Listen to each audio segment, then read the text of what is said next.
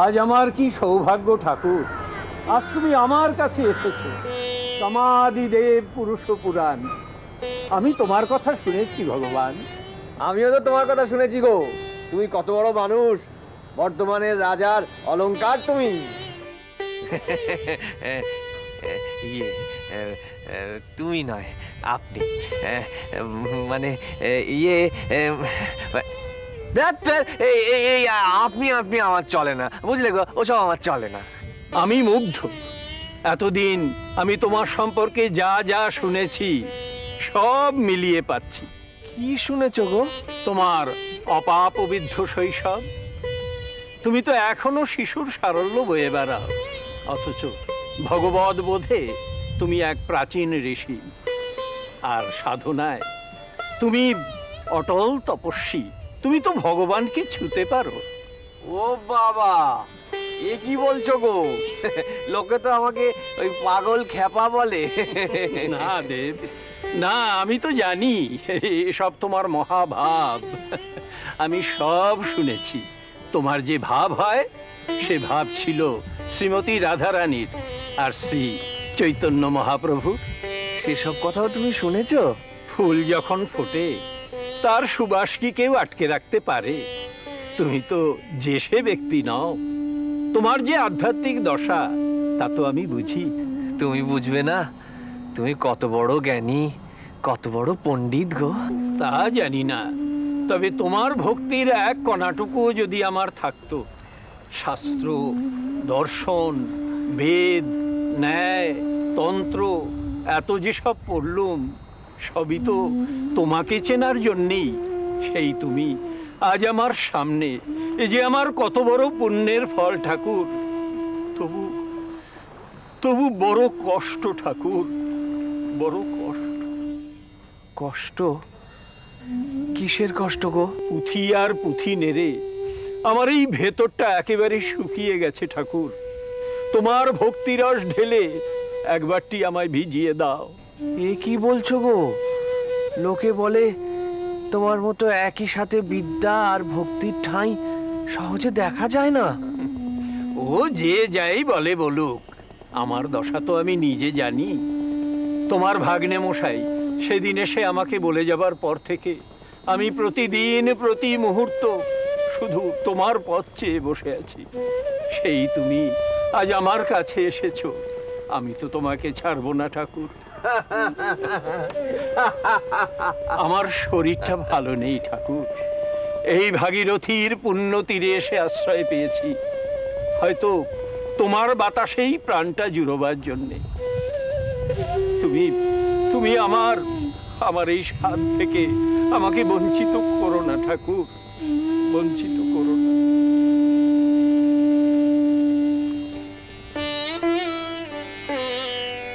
ঠাকুর, প্রভু, তুমি কি আমার কোনো দোষ নিলে ঠাকুর? বিশ্বাস করো, ত্যাগ, ভক্তি, ব্যাকুলতা সব মিলিয়ে তোমার যে ভক্তি সিন্ধু, তার থেকে এক বিন্দু তুমি শুধু আমায় দাও। এই আমার মিনতি ঠাকুর, এই আমার মিনতি।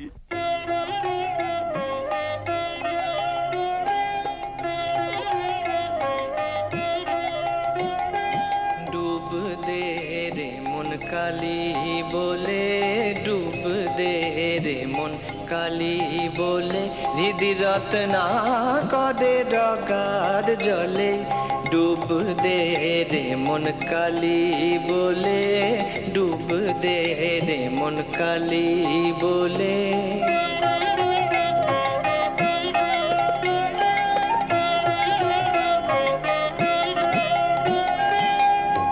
রত্নাকর নয় শূন্য কখন, দু চার ডুবে ধন না পেলে।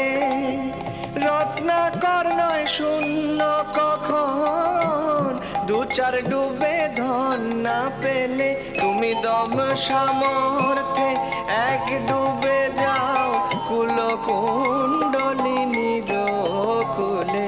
ডুব দে রে মন কালী বলে, ডুব দে রে মন কালী।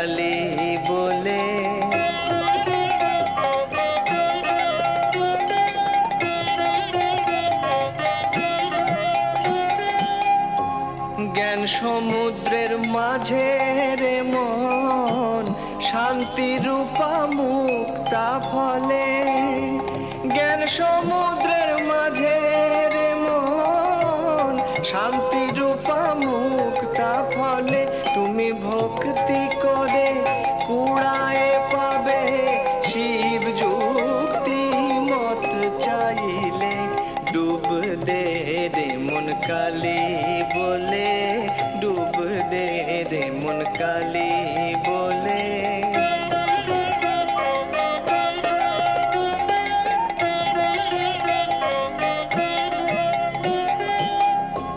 কামাদি ছয় কুম্ভীর আছে আহার লোভে সদাই চলে কামাদি ছয় কুম্ভীর আছে আহার লোভে সদাই চলে তুমি বিবেক হলদি গায়ে মেখে যাও ছোবে না তার গন্ধ পেলে ডুব দে রে মন কালী বলে ডুব দে রে মন কালী বলে